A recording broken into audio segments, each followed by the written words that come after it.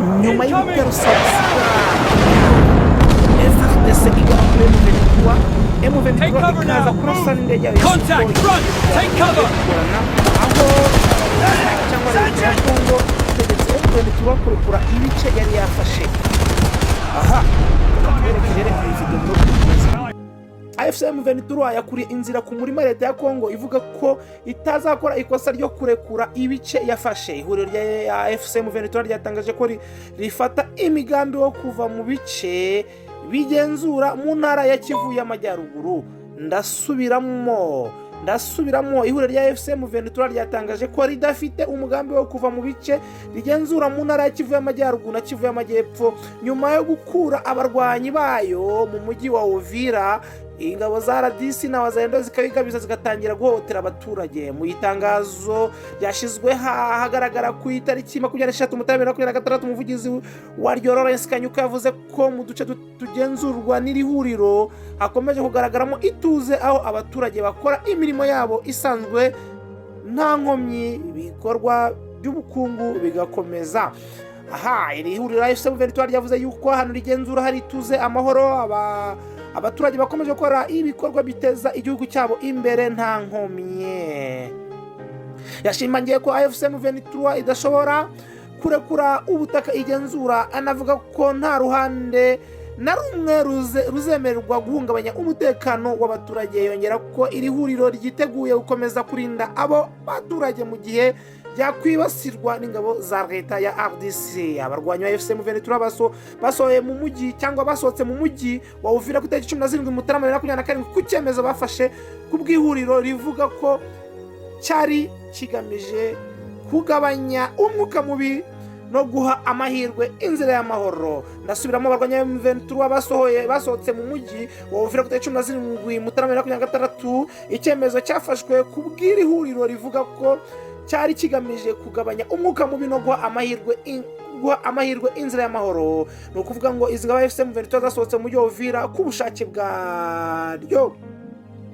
Bukeye bwaho ingabo za leta ya RDC kufatanya n'imitwe y'abazalendo nizo zahise zinjira muri uyu mujyi zitangaza ko zawigabije, ariko siko byari bimeze. Nyuma yo kufata impande ya leta yatangaje ko cyangwa impande ya leta ya Kongo yatangaje ko uwo mujyi wisubijwe, zinagaragaza ko ziteganya gukomeza ibikorwa bya gisirikare bigamije kwisubiza ibindi bice byose bikiri mu maboko ya AFC M23. Ndasubiramo, nyuma yo gufatwa n'impande ya leta cyangwa nyuma yo kufata impande ya leta yatangaje ko uwo mujyi wisubijwe, zinagaragaza ko zigiye gutangira gukomeza ibikorwa bya gisirikare bikisubiza ibindi bice AFC M23 ifite. Lawrence Kanyuka yavuze ko ibyo leta ya RDC yise intsinzi bidakwiye gufatwa uko byatangajwe, kuko ngo kwinjira muri Uvira byashobotse bitewe n'uko AFC M23 yari imaze kuvamo ku bushake atari ingaruka z'imirwano. Kuwa 23 Mutarama umuvugizi w'agateganyo w'ingabo za RDC Lieutenant Colonel Maka Azukai yatangaje ko AFC M23 yasize yangije ibikorwa remezo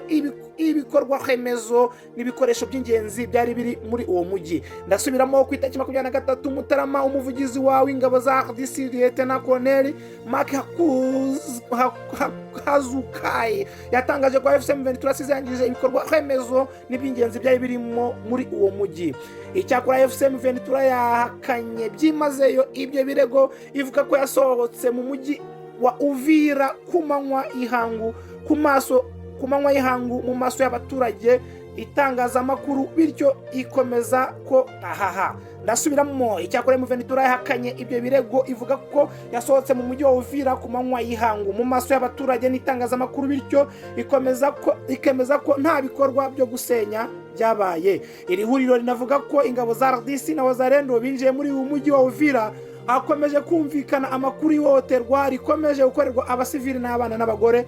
Rinashinja leta guhagarika itumanaho rya internet mu rwego rwo guhisha ibiri kubera muri uyu mujyi. Ndasubiramo, iri huriro rivuga ko kuva ingabo za RDC na wazalendo byakwinjira muri uyu mujyi wa Uvira bakomeje kumvikana amakuru y'ihohoterwa bikorwa abasivili, abagore n'abana, bikorwa na leta ya Kongo, kandi leta ya Kongo ikabishinzwe gukura internet kugira ngo ikomeze ikore ibikorwa byayo bwishwa byo guhotera abaturage nta internet ihari, kuko internet nicyo gikoresho gisakaza amakuru kw'isi. Ndongera mbabwire yuko leta ya Sudani y'Amajyepfo yahaye abaturage amasaha ntarengwa yo kuba abaturage bavuye mu duce bagiye kugabamo ibitero. Nongera mbabwira ko tubafitiye amabati meza, tukaba tubafitiye moto nziza ku biciro byiza. Mwaduhamagara kuri 0758833442. Niba babeshye dutanga amabati meza adacuya kandi tutabibye. Dusubiremo, turongera tubwire ko leta ya Sudani y'Amajyepfo cyangwa leta ya Sudani y'Epfo yahaye abaturage amasaha ntarengwa yo kuba bavuye mu duce igiye kugabamo ibitero. Leta ya Sudani y'Amajyepfo yatangaje ko abasivili bose, abakozi b'umuryango w'abibumbye UNMISS n'abakozi b'indi miryango bagomba guhita basohoka mu turere twa Nirori, Orori na Akobo mu ntara ya Jonglei mu gihe cy'amasaha 48 mbere yuko hafatwa icyemezo cyo gutangiza ibitero bya gisirikare. Iki gikorwa cyiswe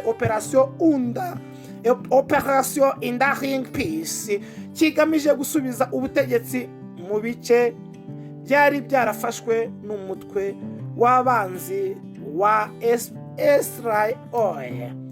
Mu gihe dukomeje kubaramburira aya makuru turi buze kubagezaho nimugoroba, turongera tubabwire yuko Kayine Rugaba yategetse yuko bagomba gufata Bobi Wine. Amakuru atangazwa nuko mu ijoro ryakeye ingabo zoherejwe n'umuhungu wa Museveni, ingabo zigera mu ijana zateye urugo rwa Bobi Wine zigasangamo umugore uko umugabo yamaze kwisha, ziramufata zimutegeka gukura password muri telefone ye, arabyanga, zitangira kumena ibirahure by'amadirishya n'inzugi, zibasha no kumuniga. Ariko amakuru asobanura yuko ibyo byose bitabaye kuko Bobi Wine yahise anyuza amakuru cyangwa yihutirwa kuri urubuga rwe rwa X avuga yuko igisirikare cye kitajya gihohotera abagore kuko ntago babikora.